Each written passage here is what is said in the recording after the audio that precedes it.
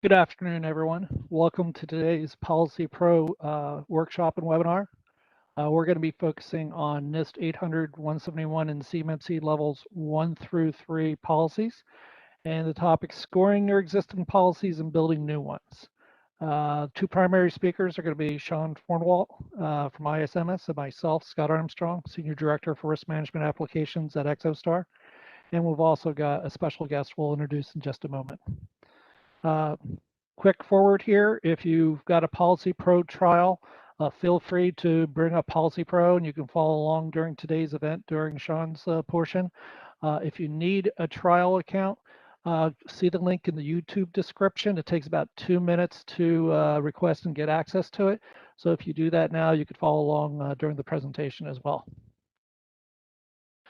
First, for the agenda, we're going to do some housekeeping notes on the next slide. Sean's going to have the first part of the presentation while he'll do a hands-on demo and walkthrough for scoring your existing policies and building audit-ready new ones. We've got a special guest, Conrad Hertzog from ISSAC Corporation. It's really a Policy Pro customer success story. He's a great user. He's got a great story to tell, and I think that'll be great for everybody to hear. And then we're going to do Q&A as we usually do, based upon pre-submitted questions that we've received from attendees. And we'll wrap that up after about 20-25 minutes. And we do have an exit poll that'll be down in a YouTube link that we'll request everybody try to complete at the end. And that's just useful, so we can always take the feedback, learn how we can improve, and see what else we might want to do to bring to the community. First, for housekeeping, it's scheduled to go 45 minutes to an hour. If we get to the top of the hour, we'll try to conclude it then, and that includes the Q&A. All participants will be muted just so that we can present without interruption.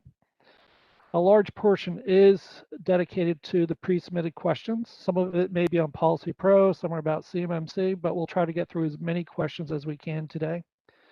If there is an outage for some reason, just wait for a minute and refresh. We've not had that incident occur yet, but that's something we always like to throw out there. And for your convenience, in the YouTube description, there's a glossary of commonly used terms and acronyms. Sometimes when we get into the meat of the subject, we start using these acronyms that might be new to you. Feel free to use that as a reference. This session is also being recorded and will be available on demand via our resource library as well. And the one thing we always like to recommend, if you've got unanswered questions or new questions, whether it's about the products, solutions, or CMMC and 171 or any of those topics, go ahead and reach out to us at cmmc-team@exostar.com or use our live chat feature on our corporate website.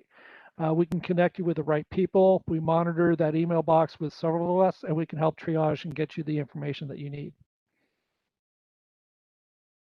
So first, we're going to start with Sean Fornwalt with ISMS Applications, our partner with the Exostar Policy Pro application. Sean, if you want to just give a little overview of ourselves, and then we can go right into your session. Right. So I am the Director of Client Technical Support as well as the Data Protection Officer for ISMS Applications. And we run the technical support for Policy Pro out of our office in West Virginia.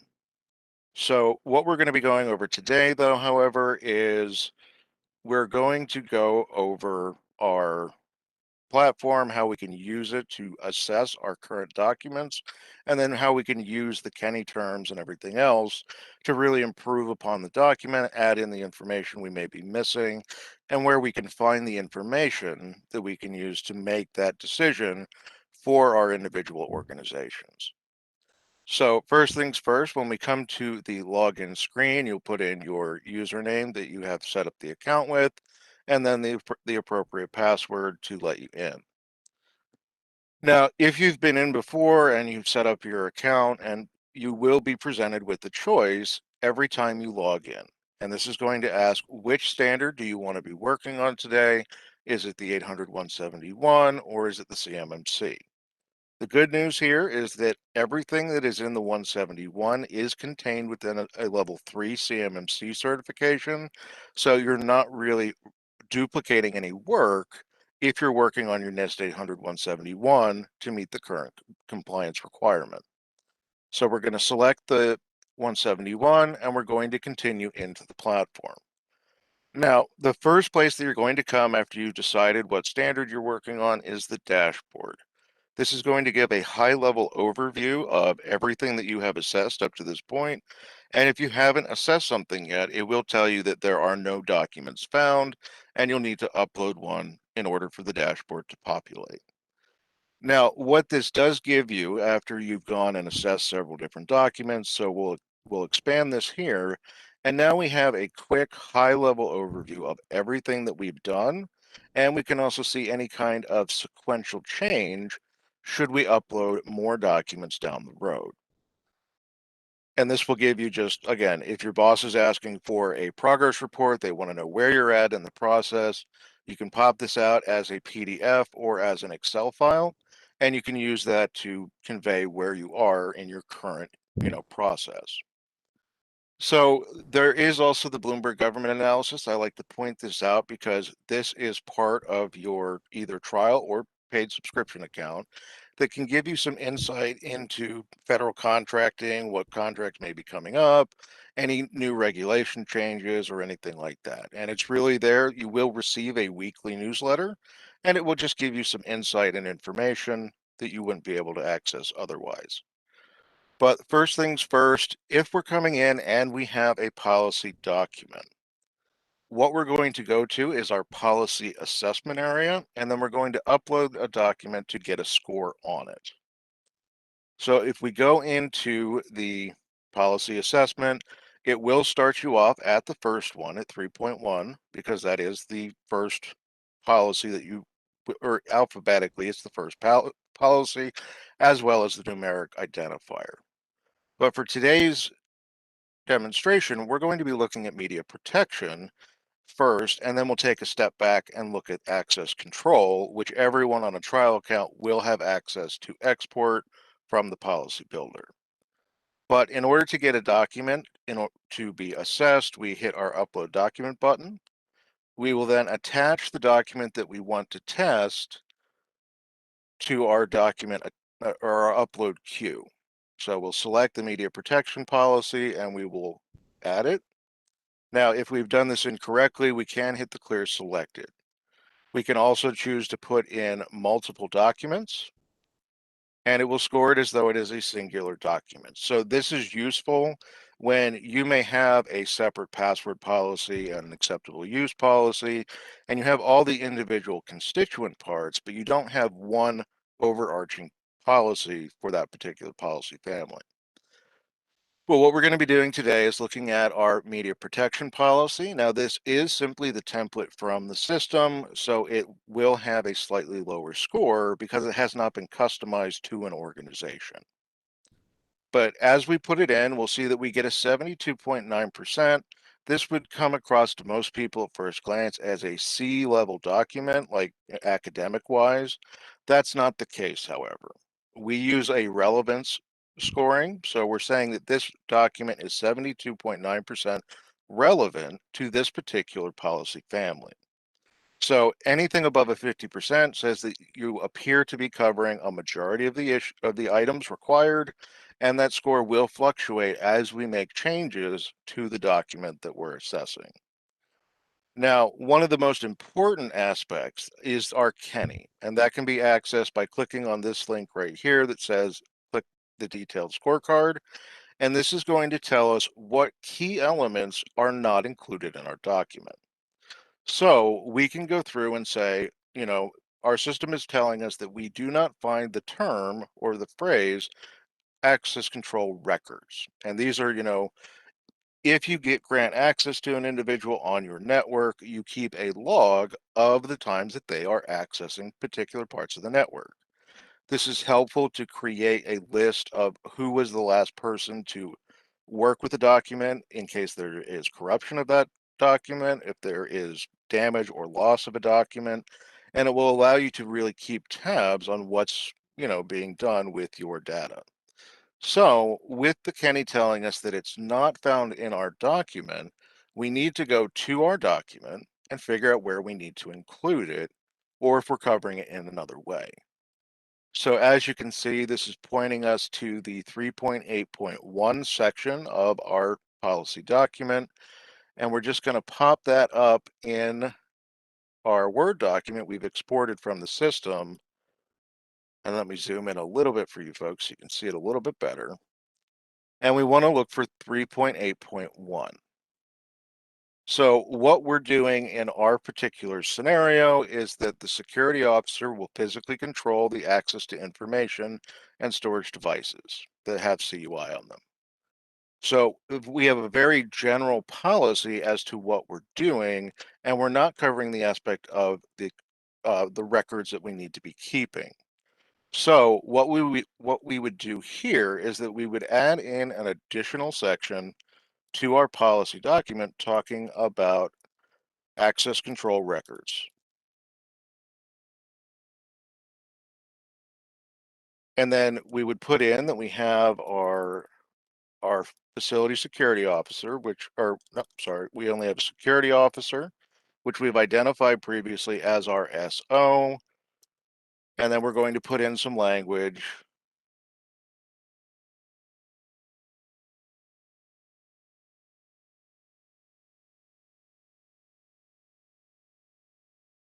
as such.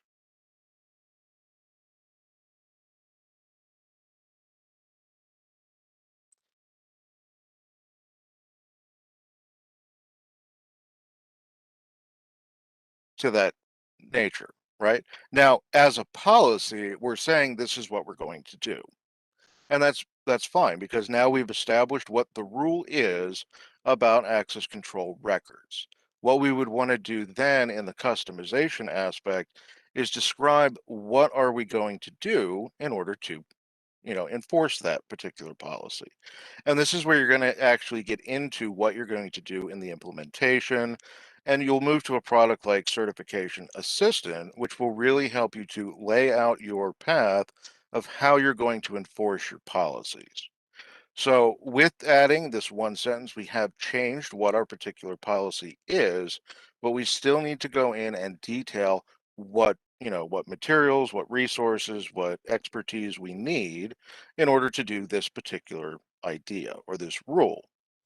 So as far as our policy goes, we're now covering the access control records. You want to detail it for what you're doing, and our templates won't have that because they are made to be used by anyone, whether they are a 5-person company or a several thousand-person company. So the customization will fall to the user as to how you're going to do that.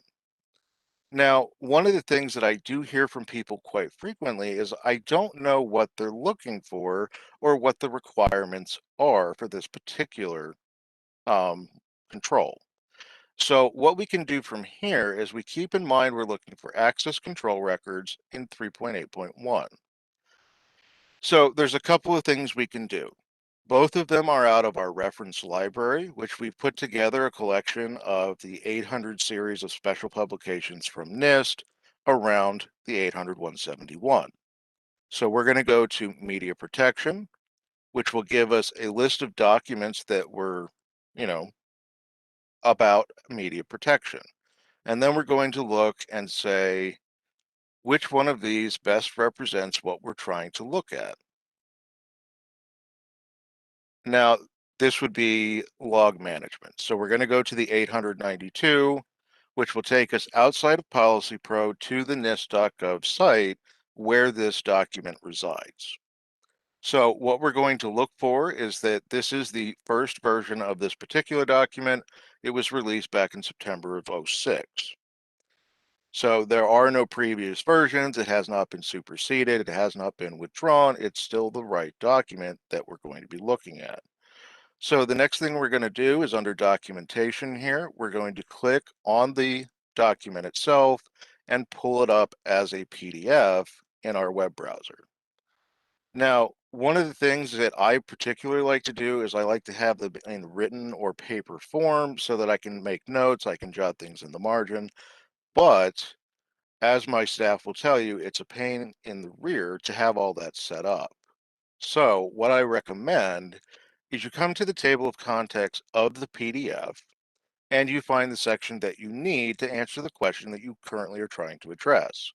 So instead of looking through all 72 pages of this particular document, we're going to look at the basics of computer security logs, and then we're going to go to the 2.1 section, right? Now, most of these will have where you can click on the table of contents. This document, unfortunately, does not. So we'll go to that particular section. We will then read what we need to know. So we're going to go to 2-1. And we'll just go down a little bit here. So we're at 2.1 here. So now we know that in order to answer the question of how we're going to create our security logs, we have a dedicated source from the organization that is writing the standard telling us what we need to do. So now we can read what we need to know, answer the question in a way that best works for our company, and then move on to the next Kenny term that we find in the detailed scorecard. The other thing that you can do as well, and this is a bit of reverse engineering, is that you can go in the CMMC section for the reference library, and you can go to the OSD's homepage where they keep all the documentation for CMMC. What we can do is we can go in and look at the level 3 assessment guide, which gives us the requirements according to the DoD that we have to meet in order to be certified at level 3. And because there's crossover between the 171 and CMMC, we can use, it's not an official thing, but we can go back and say, what does this particular one match over to? And then we can find out from the guide, what the requirements are. So if we're looking at media protection, we will scroll down in the table of contents until we find it right here. We'll then check this out and we can say, this is for the sanitization. And then where are we at here? Now there are new ones in here that will be different. So we want to find right here. So we have protect, physically control the system media containing CUI. So we now have that the MP.2.119 is the equivalent control or practice in CMMC for the NIST 800-171's 3.8.1. And this will have different requirements that we have to look at and we have to cover, right?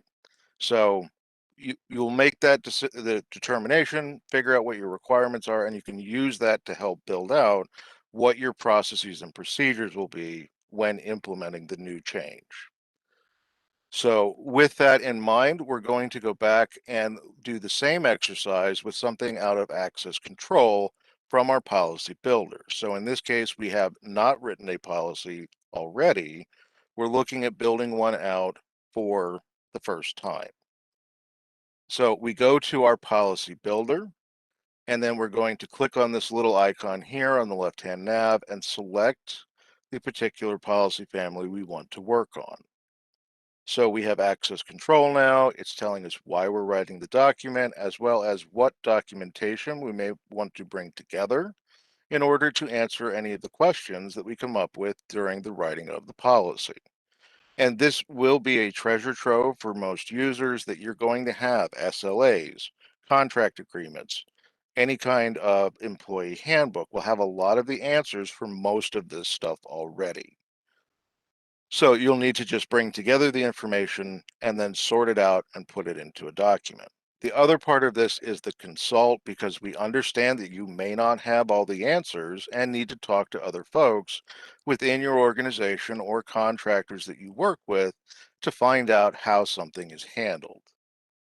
So we're going to jump right in to our policy builder, and we have a couple of housekeeping items up top where we can put in our department, which is responsible for the adherence and enforcement, the issue date, who it's approved by, and a tracking number. All these fields will change once you make an alteration to them, and they print out in a table at the top of each export to make organization a little bit easier. But what we're going to do is we're going to look at our purpose. This is why we're writing the document. So we need to explain why we're writing this particular document. There is some boilerplate language provided. You'll want to change that to fit more in line with your company's mission and its objectives, as a company. The scope, we're now identifying the what is covered by this policy and the who has to adhere to it.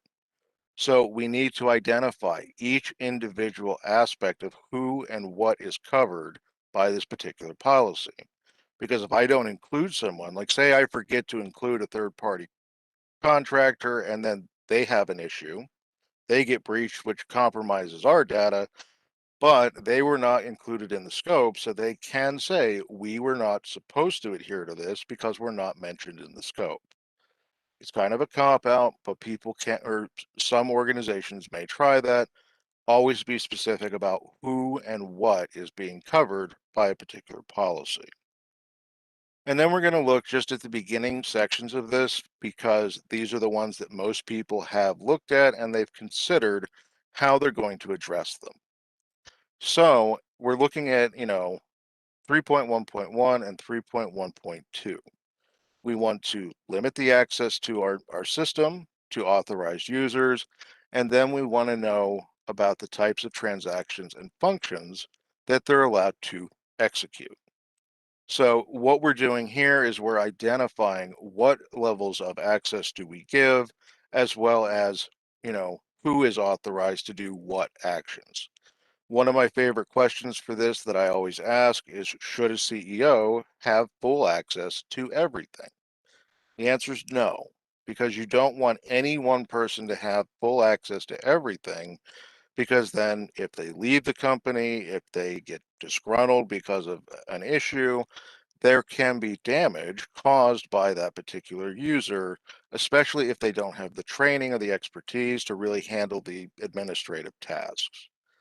But with the Policy Pro platform, we lay out at the very beginning an account creation procedure. Now, this will cover what is required from the other departments, whether that's HR, whether that is, a particular department that's hiring a new person, what information is required from them, how do they communicate that to the IT team, and then what are the responsibilities and expectations of the IT support team.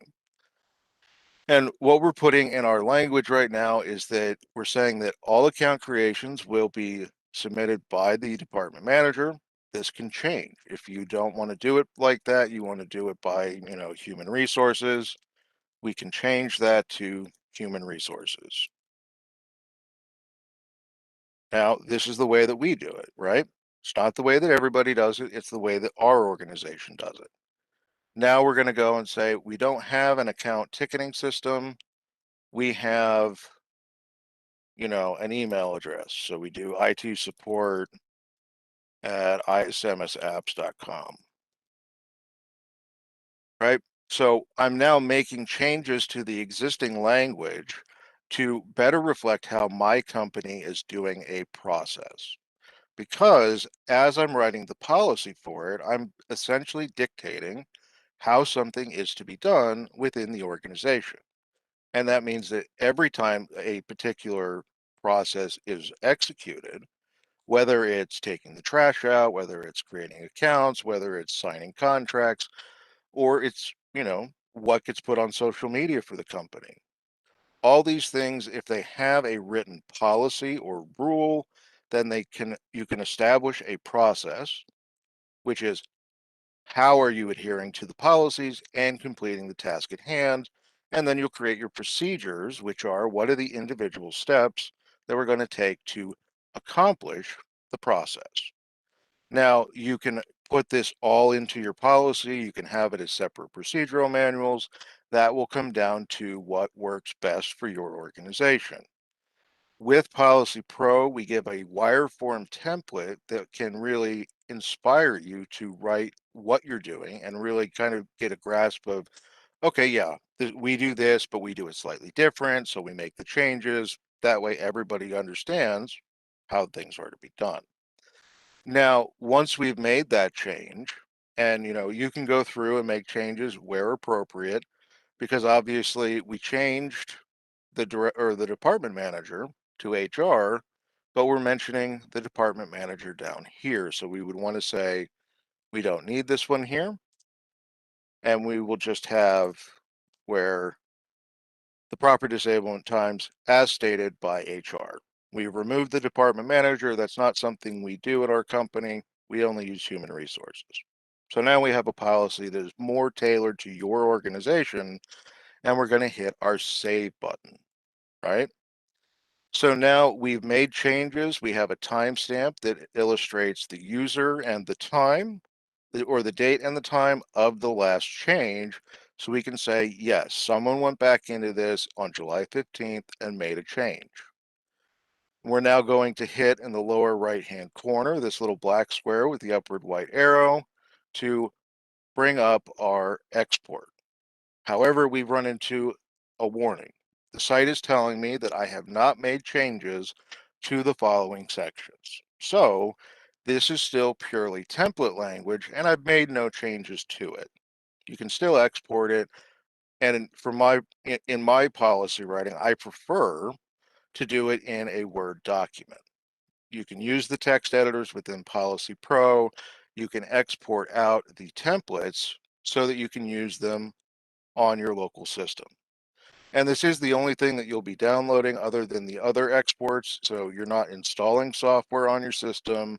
This does run on the cloud, and it's kept separate from your system. Now, that also means that it can't necessarily go through your system and figure all this out for you. You'll have to do that legwork on your own right now. Because once they make a product that does all this automatically, I'll buy it.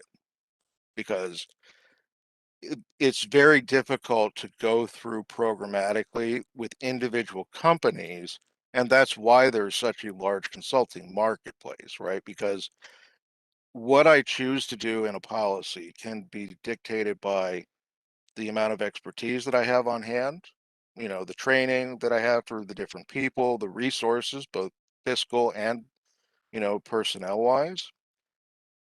Because what Boeing does for their security will not be what the small mom and pop shop does, that all they do is make, they do machine work and they send off parts to another subcontractor. You're not going to have the resources and the capital to do what Boeing or Lockheed Martin does.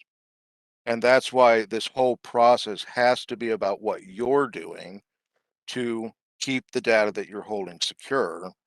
And again, it has to be customized to your organization, almost, explaining exactly what you do and how you do it, which leads to the creation of your SSP, which is a offering that Certification Assistant has to help you through that. So now that we have our policy, exported, we now have a policy document on our system. Now we go right back and circle back to the beginning where we uploaded into assessment for access control. We then pop this in. Let's see here. And now we're going to get a score and say 69.9. So we're in the same realm, still looking good. And we're going to go back and check our Kenny again, right? Are we covering this? 3.1.22, are we covering CUI and non-public information? This one is, I know it's in here, so we're going to go for 0.22. And here's what we're covering, or here's all the things we do to protect or to limit the inadvertent or unintentional disclosure of sensitive information. The Kenny term is not covered specifically, but the concept of it is by the language in the template and what I've customized for my organization. So now I can look back at that Kenny and go, yep, I've covered this. I'm going to move down to the next one. So you don't have to get the Kenny to disappear from the assessment. It's saying we're not catching this concept in your document. Please go back and review it to ensure that you're covering it adequately. And if you need to understand what the requirements are, you do the mapping, which is in the big table of all the different controls and practices, and you figure out what requirement do I have to meet for CMMC for this particular one, and use that reverse engineer mentality to say, here's what they're going to look for this control when I go to CMMC, so I should be doing it already for 800-171. But with all of that in mind, I want to turn it back over to Scott if he has anything to add about the certification assistant process that may be helpful as well.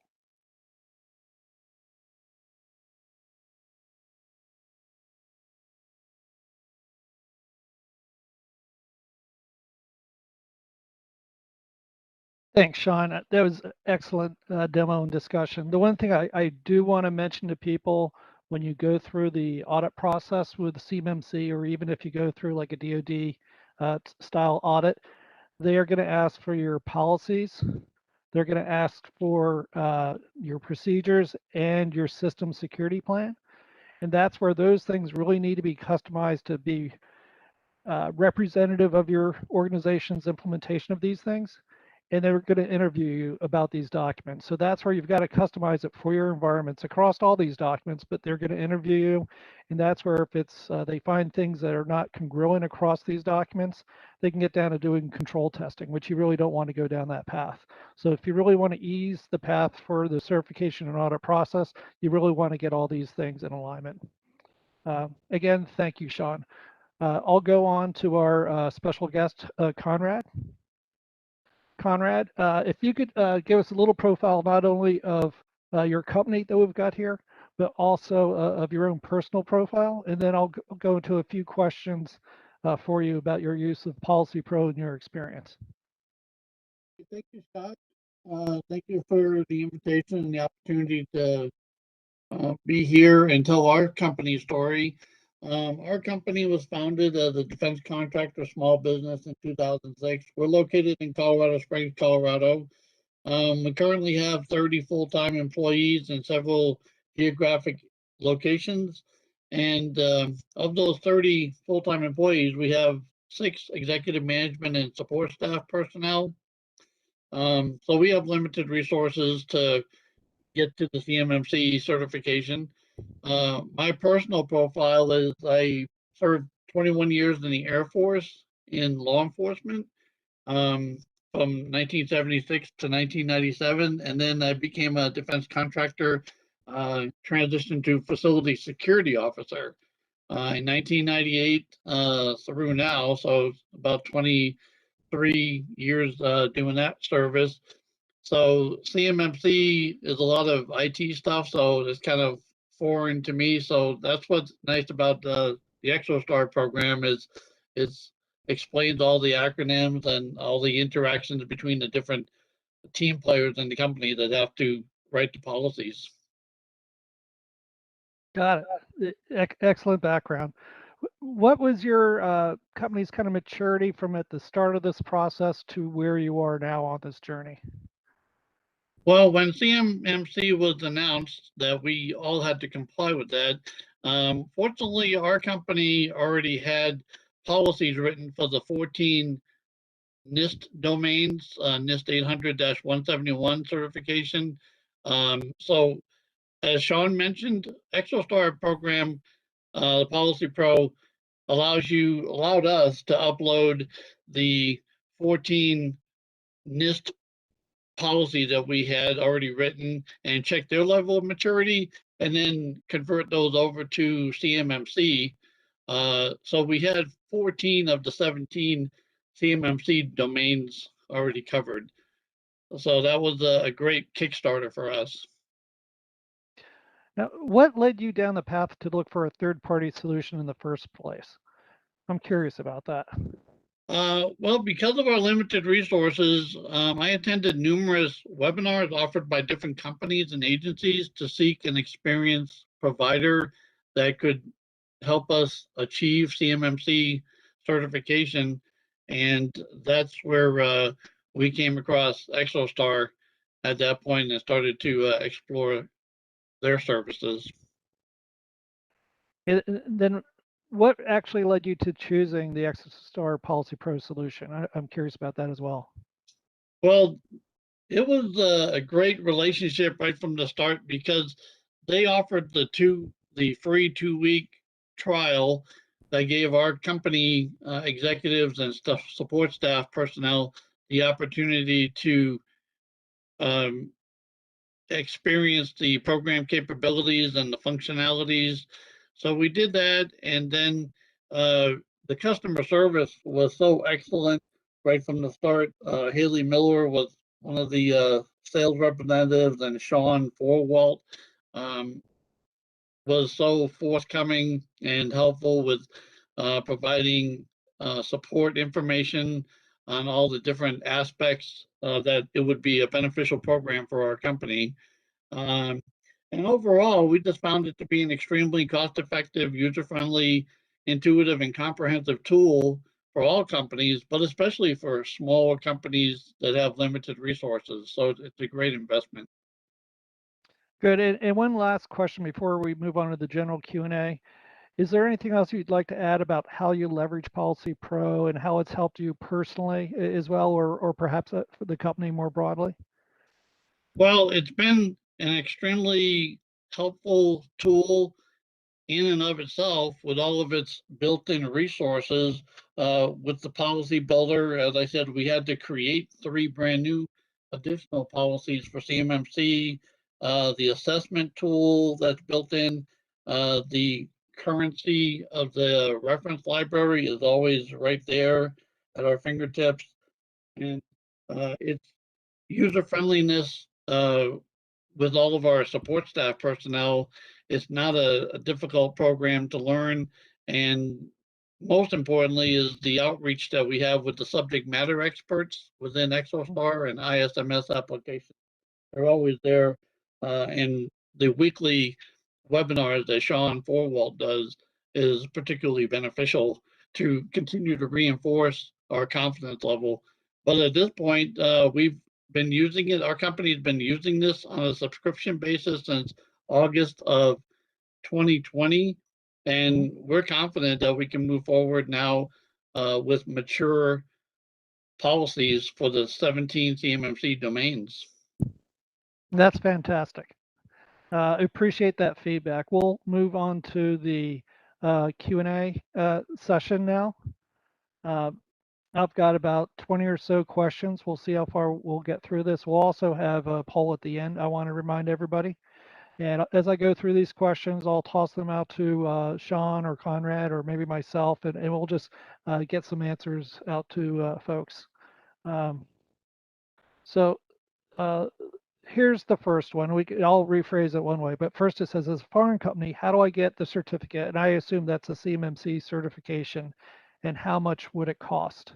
And really, you could phrase that even for a US-based company, since the certification program is kind of a work in process and emerging out of the AB yet. I'll take that one and just put my perspective on it from what I know from talking with the CMMC accreditation body and some people in the industry I network with. It's they're still in the process of getting certification, what they call C3PAOs up and running, where they're accredited to be able to do the certification process. They go through a process where they're first evaluated at CMMC level 3 and 171 by the DoD themselves, and then it goes to the accreditation body for approval. And they've gotten a few through that pipeline. And I know the DoD is doing weekly assessments. The actual cost of what it'll cost to be certified will vary by organization, as I understand it. You could have a very small organization or a very small scope that needs to be audited versus somebody trying to get a certification for like a sprawling global corporation or something like that. It will be market-based pricing because it's going to be a competitive market, although I would also say early on, you're going to have fewer options than say 2 or 3 years from now. So the actual cost, you're going to have to get that from the auditors when they're available, et cetera. And how it works out internationally, that's still a little bit TBD if it's going to be international auditors, because right now they've got a requirement that at least the company's got to be US owned, and they can certainly, come to you, but that would obviously add additional costs as well. Sean, have anything you want to add on that, or should we go on to the next question?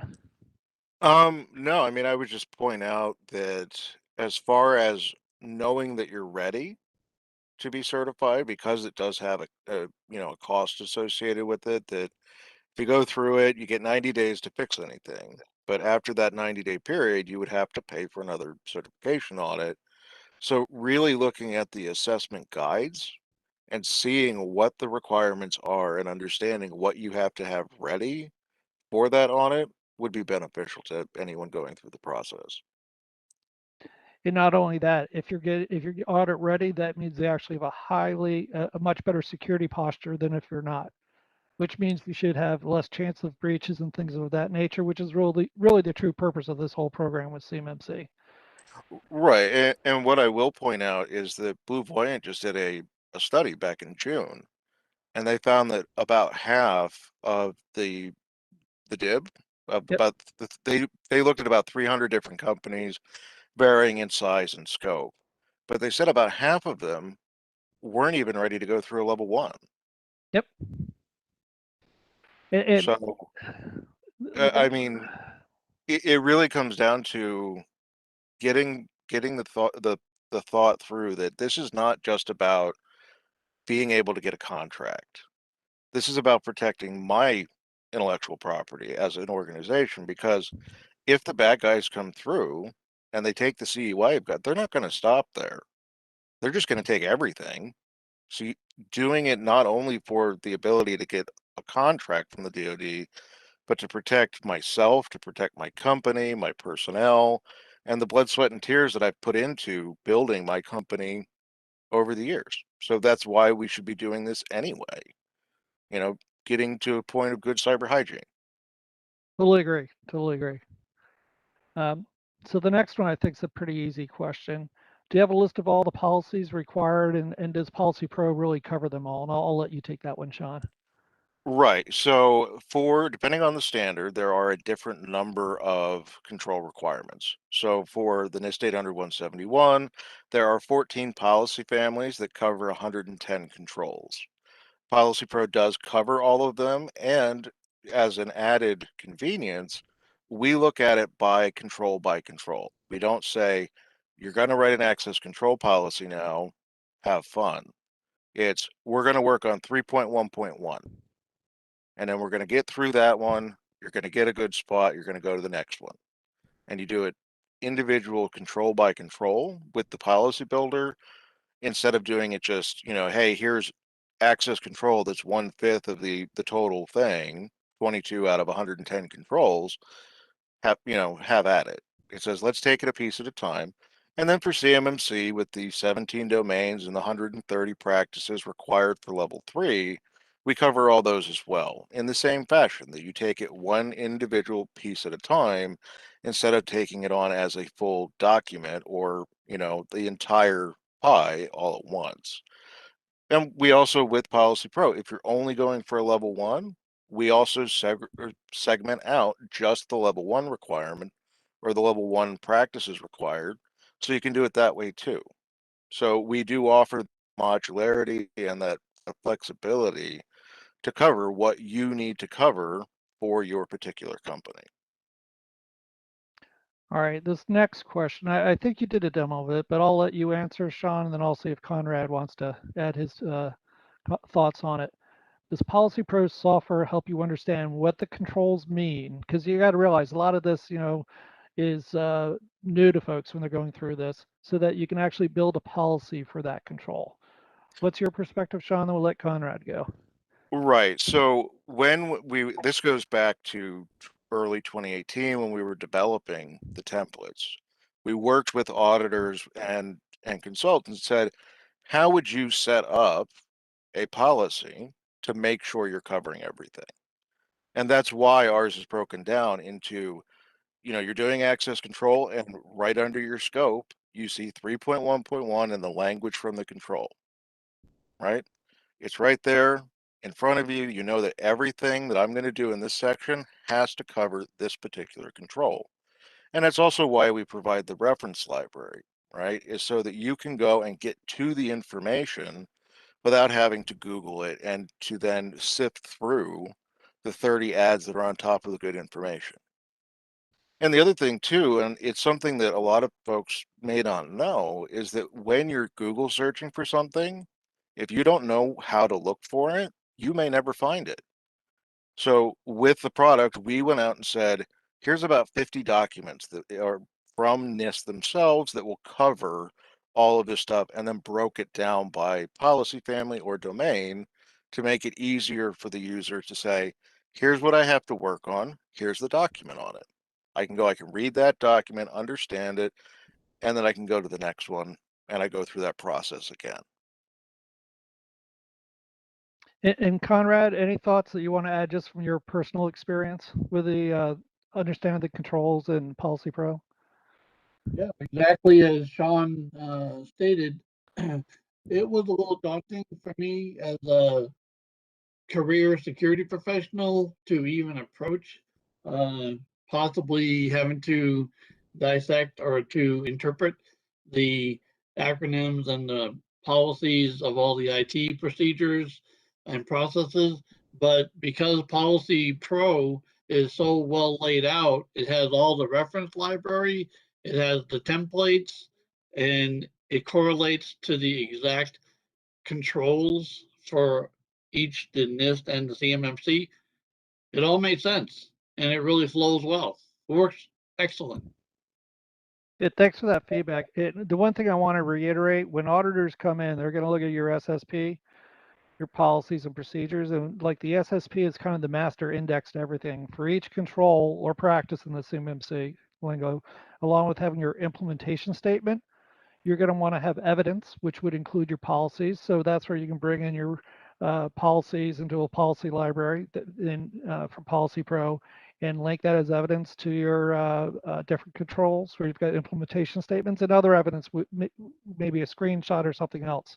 So that's where they're all kind of companion documents that you need to keep all in sync to be able to not only manage your company effectively and consistently in a mature way, but to be audit ready.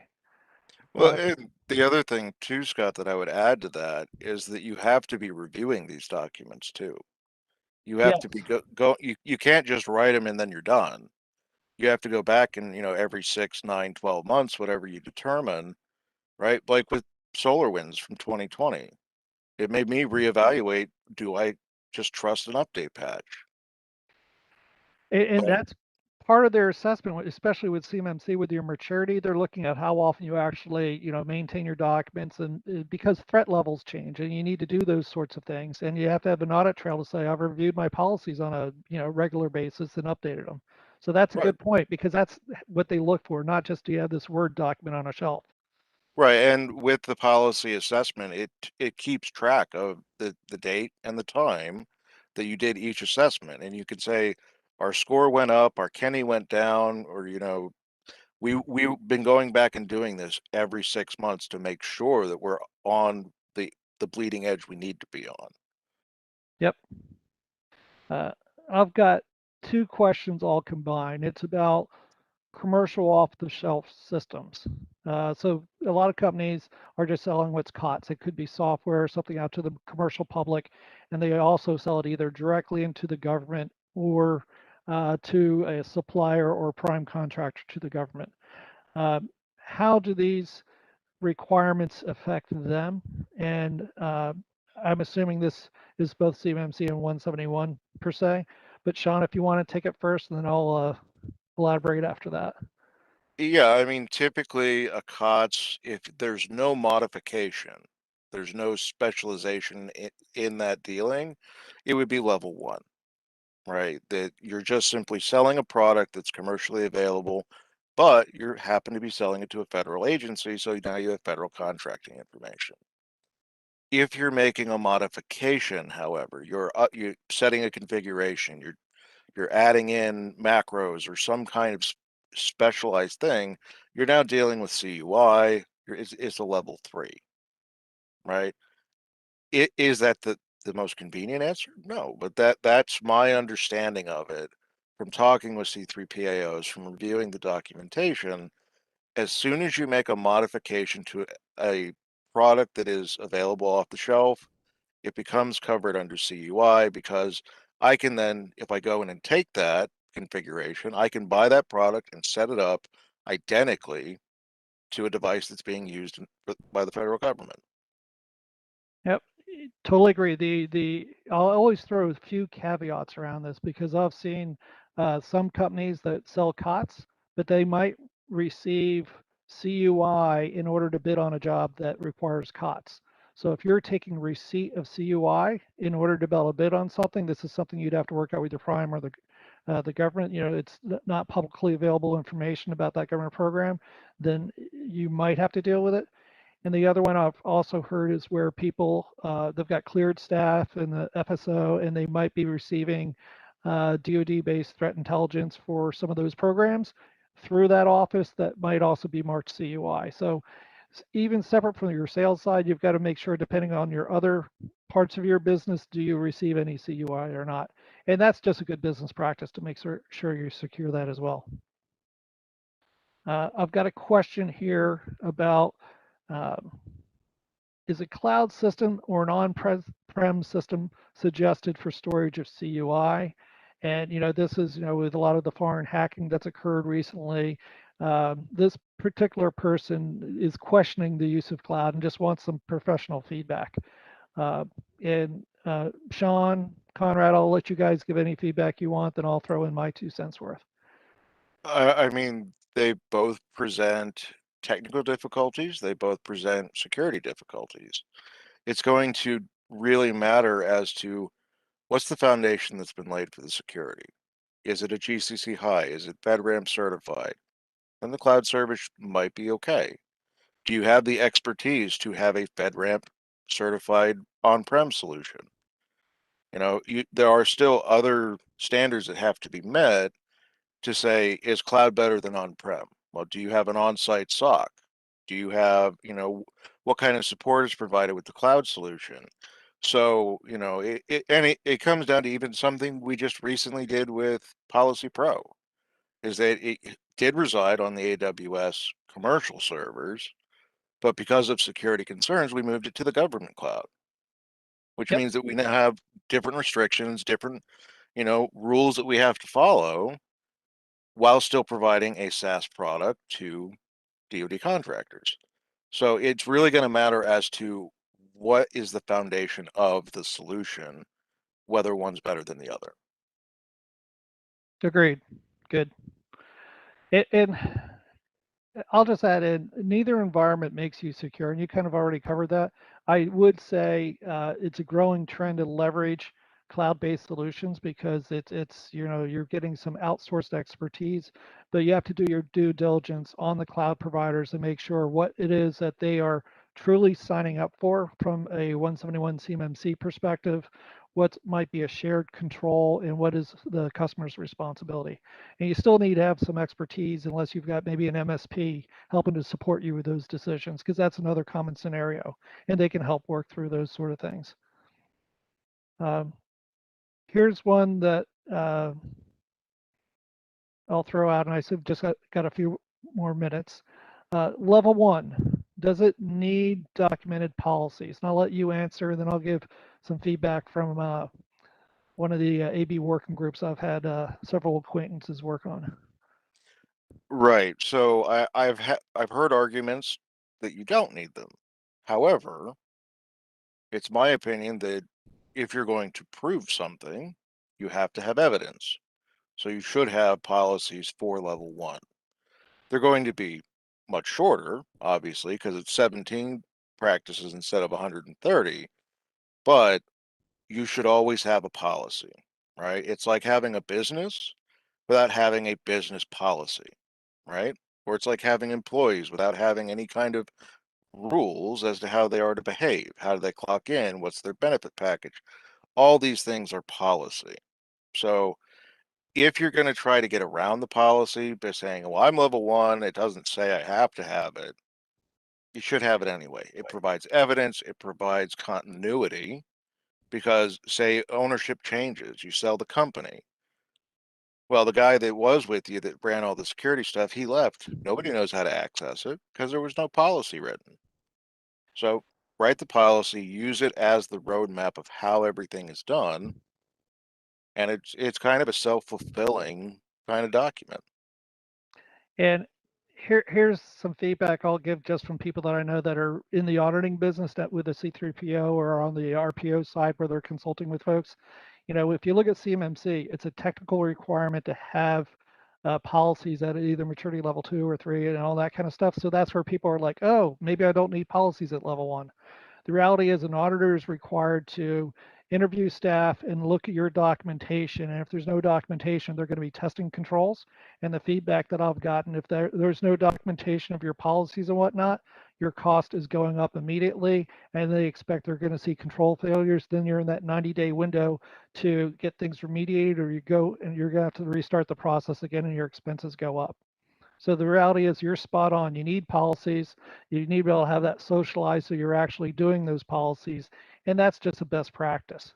And for that level 1, especially if you're directly contracting with the federal government, you've also got federal acquisition regulation requirements for cybersecurity that map directly to that level 1. So you've got, contractual liabilities there that you really ought to wrap it up with policies and make sure you're secure as well following them. We do have the poll that I want to make sure everybody's got. That's in the YouTube link. And I think I've just got time for maybe 1 or 2 more questions. Let me try to pick out a good one here. Okay, here's one from an academic research institution, and they're concerned about scoping because it's not practical, and this goes for a lot of companies, especially with multiple offices and different business units. The whole campus in this instance can't be level 3 compliant. So how do you scope it to large labs, or do we create enclaves? What are other creative ideas? And Sean, if you want to take a stab at that, and I'll throw some nuances, then we'll probably wrap it up.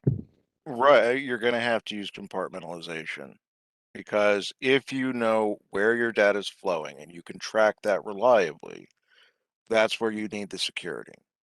If your data flows out to another building, another facility, that building then falls under the purview of needing to be compliant. So know where your data is going, right? Where's the email servers? Where's the actual servers themselves that store the data, right? Make sure that you know where the data is going and then cover those areas.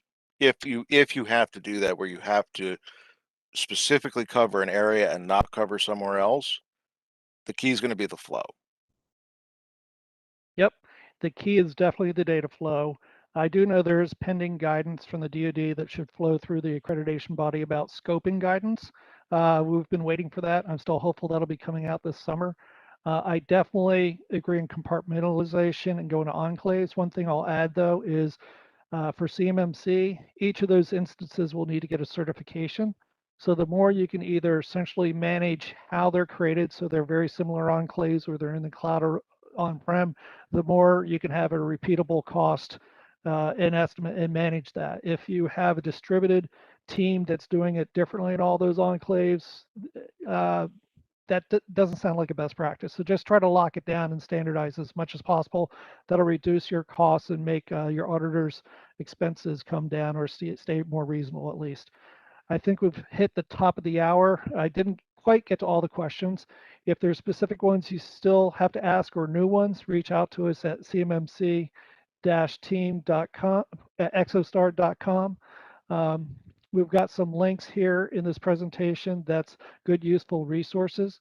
If you need this slide deck, you can email us as well at cmmc-team@exostar.com. And that wraps up our session for today. I hope everybody's done the poll questions, and I look forward to our next session as well. Thanks, everyone.